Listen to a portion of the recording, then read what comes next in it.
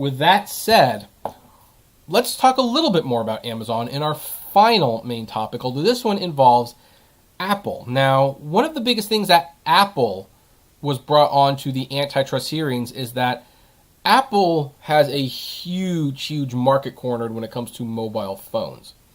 The iPhone is one of the best-selling phones of all time, if not the best-selling phone of all time. I would say Apple has at the very least half of the market. Maybe 40%, maybe 60%. Who knows? It's around there, though. And as a result, Apple also has their own operating system, and they have their own app store, which they charge a 30% fee across the board, but then Apple makes their own products and prices that they don't have to collect a fee from because they own the platform. And then that means the other companies either have to charge more for their products or they have to just eat that cost. So, for example, Spotify puts their app on Android and the iOS store. The iOS store, however, they're paying a 30% fee. And Apple has Apple Music, which they don't have to pay that fee. Both services cost $10 a month. So Spotify can either make up that money by charging $15, thus putting their product at a price disadvantage, or they can keep it the same and just lose money. That was why Apple was brought in. Now, we'll talk about Apple and that maybe a little later. Honestly, Apple was kind of let off the hook. I wish Apple would be Tim Cook would be brought back because I think he was given a free pass on this one. One interesting thing that came up, though, was that apparently that 30% fee is not universal to everyone. In fact, Apple did offer a 15% fee to another major corporation to get their video app on the Apple TV platform, even though this service had their own devices they could put the app on.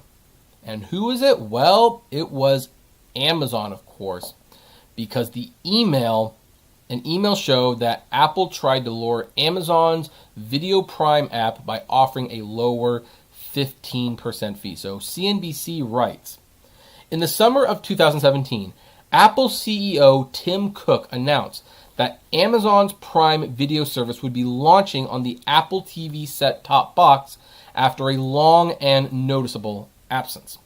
An email released by the House Antitrust Subcommittee on Wednesday shed new light into the negotiations that led to that announcement. It shows an Apple executive offering Amazon a 15% fee on subscriptions that signed up through the app, which is lower than Apple's customary 30% fee for most in-app purchases. The email suggests that big players can negotiate for better business terms on Apple's App Store, contradicting Apple's public stance that all apps are treated the same on its platform. Quote, "We apply the rules to all developers evenly," Cook testified on Wednesday. Software makers are required to use Apple's payment mechanism for any digital purchases inside an iPhone app. Apple typically takes 30% of the initial purchase price, including 30% from the first year of subscription services that customers buy through the app, then drops the fee to 15% the second year of subscription. The 30% fee is a core part of Spotify's antitrust complaint with EU regulators, which is still not resolved. In May 2016, Bezos told an interviewer that Amazon refused to sell devices like Apple TV or Google's Chromecast on Amazon.com because it was unable to agree on terms for placing Amazon's Prime Video on those devices. This is where you start getting to see things that are really, really scary. Like, they all have their little monopolies. Like, Apple owns a monopoly of the phones, really. Amazon owns the retail thing. So Amazon says, hey, we want our app on your devices or we won't sell your devices. And Apple's like, well, you won't sell our devices. Well, we'll take your app off our phone. And it's pretty ridiculous when you get down to it.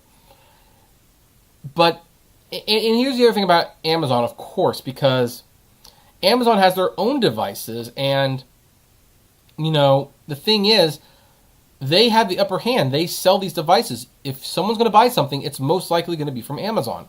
So if Amazon takes these Chromecast and Apple devices off the phone, they're going to push their own. Well, guess what? That creates more of a monopoly for them. So Amazon said, well, Bezos said, When we sell those devices, we want our player, our Prime Video player, to be on the device, and we want it to be on the device with acceptable business terms. You can always get the player on the device. The question is, can you get it on here with acceptable business terms?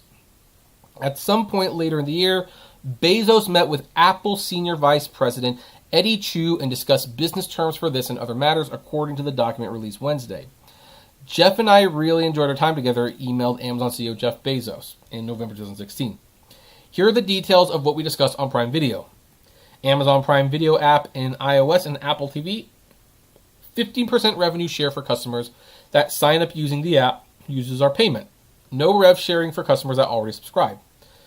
In addition, Chu said that if Amazon was able to sell services like Showtime in its app, that Apple would only take 15% if the customer originally signed up through Apple. It's not clear if the companies ended up agreeing to the terms in the email, although the Amazon Prime Video app appeared on Apple TV only in 2017. A version of Amazon's video app has been available on iOS since 2012, and it's not known what terms were there before or after Chu's email to Bezos. So here's why I think Congress honed in on this. And really, this was one of the only things Apple was grilled on. It's one of the only things Apple was grilled on, which is amazing because there's a lot of reasons to grill Apple. But Apple has an operating system. Like, they have a device that almost everyone uses, and it's a phone. Technically, it's supposed to be a public utility. And yet it's a public utility where Apple owns all of it. They own the device, they own the operating system, they own the store. And as we have pointed out, especially with Spotify, there are huge conflicts because Apple sees what's popular, they make their own version of the service, and the competitors have to either raise prices and put themselves at a disadvantage, or they just have to suck it up. Now, one of the reasons that Apple does that is they say, we treat everyone the same, 30%. So we're not treating anyone differently. You know, we're not giving some companies like a lower fee at the disadvantage of the smaller players. And yet, if this is true, if Amazon got a 15% reduction fee, then that's not fair. It shows that basically Apple, who owns the control of all of this, can be bought off. And if a competitor just gave them enough money, they would give them a far more favorable term to which to take out their competitors. And I think that's why this email caught Congress attention. Now, again, I think Apple was let way, way off the hook.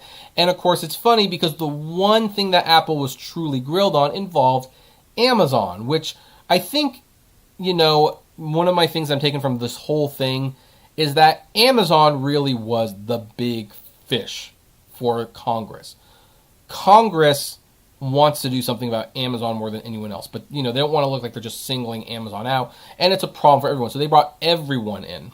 Now, they all said something I think is going to come back to bite them. This is not the end. I believe we will see more of this. And we're going to discuss more about some of the other revelations, particularly some with Facebook, tomorrow and Monday. In the meantime, though, what do you think about this revelation with Apple? Do you think this is Apple abusing antitrust laws, or do you think this is just competition? I would love to know. Comment below. Like, favorite, share, subscribe, and as always, flame responsibly.